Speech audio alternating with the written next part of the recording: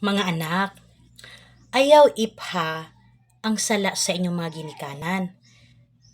Pasagdahi sila kung doon naman sila nahimo nga dili maayong pagdumala ninyong mga anak. Isip anak ang atong buhaton, iampo sila. Then, bisan unsa pa sila kadautan, dili lang gyapon wad-o nato ang pagtahod ug respeto. Kay mahulog man na nga kita pod apil sa pagpaningil sa Dios. Kay wala po tayo mga batasan nga mga anak, no? Dili buot sabton kay dautan ang ato mga ginikanan, apil na lang pud ta nga mahimo tang dautan. Bali, kung naghimo man sila dautan, di nato nasuklan. Pailob pagyapon ta kay mao'y saktog dapat. Mao'y nararapat nga gusto mahitabo sa Ginoo aron bulahan mamatay ta makaadto ta sa Ginoo. Kay gansi kay ta, no?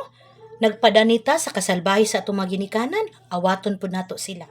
Kung dili kita ang mutabang, iampo nato sila pangayoon sa Dios nga hatagan sa glamtik nga salabutan ng ilang pagtagad ug pagtreat natong mga anak, angay ug tinuod nga gugma. Pero wala gyud ginikanan nga dili magunahuna alang sa kaayuhan sa anak.